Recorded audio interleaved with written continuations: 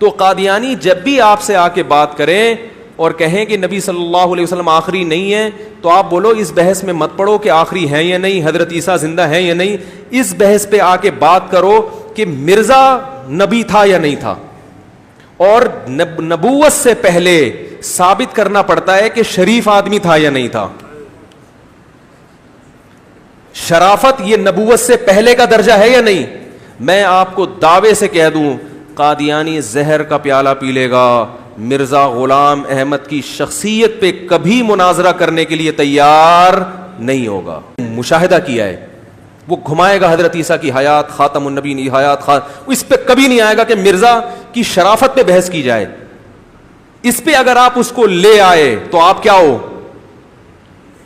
بس میدان آپ کے ہاتھ میں. اور یہ میں بتا دوں, میں کبھی بھی قادیانیوں سے بدتمیزی کرنے کا بولو بھائی نہیں کہتا. بعض لوگ بدتمیزی پہ اتر آتے ہیں, گالی گلوچ پہ اتر آتے ہیں, بعض کہتے ہیں واجب القتل, بعض یہ بالکل نہیں. وہ اس کا مذہب ہے, اس کو آخرت میں جواب دینا ہے, جائے گا جہنم میں. ہم اس کو محبت سے, اخلاص سے سیدھے راستے کی طرف رہنمائی کرتے ہیں. سمجھ میں آتا ہے ٹھیک ہے, نہیں آئے تو بھائی ہمارا راستہ الگ, قادیانیوں کا راستہ الگ. ہم ان سے کہتے ہیں اپنے مذہب کو اسلام شو نہیں کرو, بس لڑائی جھگڑا نہیں, مار دھاڑ نہیں, اس سے کوئی فائدہ نہیں ہوتا, نفرتیں پھیلتی ہیں. جس نے آنا ہوتا ہے وہ بھی نہیں آتا.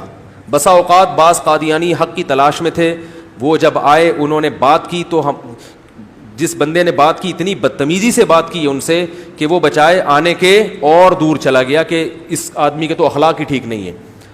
تو آپ بات اخلاق سے کریں مگر دلائل آپ کے کیا ہونے چاہیے, مضبوط. اس سے انسان کی بات اثر کرتی ہے.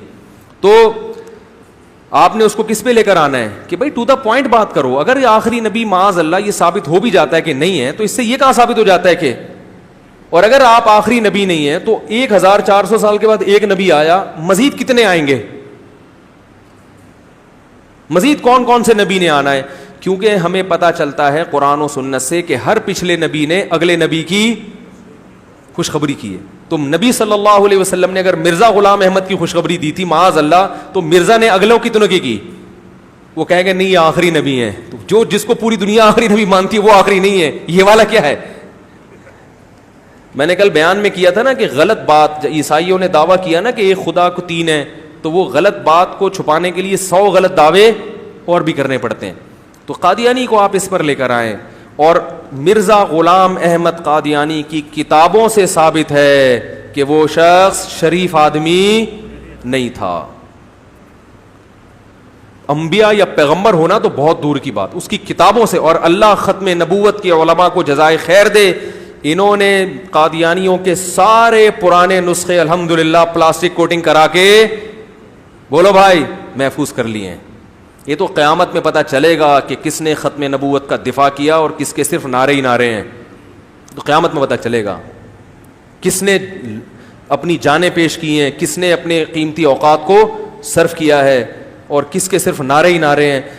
لیکن جو ختم نبوت کی تحریک ہے, اس کے علماء کی جو ماضی سے خدمات چلی آ رہی ہیں, وہ ایسی خدمات ہیں کہ عرب دنیا کو قادیانیت کے فتنے سے متعارف کروایا. مولانا منظور احمد چنیوٹی رحمۃ اللہ علیہ حرمین کے ائمہ کو لے کر دنیا گھومے ہیں, ان کو بتایا کہ قادیانی یہ کر رہے ہیں. آج قادیانیوں کے خلاف جو کچھ بھی مواد تیار ہوتا ہے وہ الحمدللہ انہی اسلاف کی کتابوں اور ان کی محنتوں سے حاصل کیا جاتا ہے. انہوں نے بر وقت اس فتنے کو کا علاج کیا, اور آج بھی پوری دنیا میں کر رہے ہیں. تو یہ سمجھ میں آ گیا. تو وہ اس کی کتابوں سے آپ کو ختم نبوت کے علماء ثابت کر دیں گے کہ دیکھو یہ آپ پہلے پوچھیں گے کہ اسی کی ہے یا نہیں ہے, بلکہ ان کا طریقہ یہ ہوتا ہے کہ پہلے اگلوا لیتے ہیں کہ حضرت کی کتابوں کے نام بتائیں.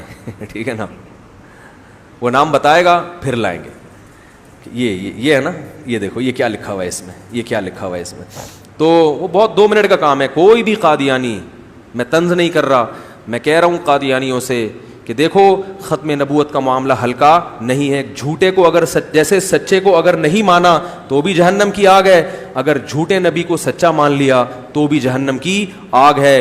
آپ اپنے چھوٹے چھوٹے معاملات میں بڑے گھس کے تحقیقات کرتے ہو, تو آپ قادیانیت کے مسئلے میں کسی سنجیدہ عالم کے پاس آؤ اور اس سے یہ بات کرو کہ میں نے یہ سنا ہے کہ مرزا غلام احمد شریف آدمی نہیں تھا, تو میں یہ اللہ کا واسطہ مجھے بتائیں, اس کی کتابوں کو میں خود جا کے ان حوالوں کو چیک کروں گا کہ اس نے کیا کچھ لکھا ہے اور کیا کچھ اس کی حرکتیں رہی ہیں, اعمال کیسے تھے, حرکتیں کیسی تھیں.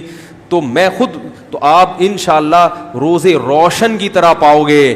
یہ بات ثابت ہو جائے گی کہ وہ شریف آدمی نہیں تھا, کیونکہ قرآن میں اللہ نے کہا وَلَوْ تَقَوَّلَ عَلَيْنَا غَيْرَ الْأَقَاوِيلِ لَأَخَذْنَا مِنْهُ بِالْيَمِينِ ثُمَّ لَقَطَعْنَا مِنْهُ الْوَتِينَ. اگر محمد صلی اللہ علیہ وسلم ہم پر جھوٹ باندھتے, ہم ان کا دایاں ہاتھ پکڑ کے شہرک کاٹ ڈالتے. یہ کنایا ہے کہ ہم ایسے شخص کو پنپنے نہیں دیتے. تو جو جھوٹا نبی ہوتا ہے اس سے اللہ اتنی بڑی بڑی غلطیاں کروا لیتے ہیں, اتنی بڑی بڑی غلطیاں کہ 2 اور 2 4 کی طرح یہ پتہ چل جاتا ہے کہ یہ نبی نہیں ہو سکتا. وہ غلطیاں کروائی ہیں. اب قادیانی ان غلطیوں کو کی تحقیق کے لیے تیار ہی نہیں ہوتے, اور ان کے جو رہنما ہیں انہوں نے وہ سارا معاملہ چھپا کے رکھا ہوا ہے وہ کتابوں کو, تو اس لیے وہ تحقیق تک پہنچتے ہی نہیں ہیں. تحقیق ہمیشہ نیوٹرل ہو کے کی جاتی ہے, یک طرفہ بات سن کے کبھی بھی تحقیق نہیں ہوتی.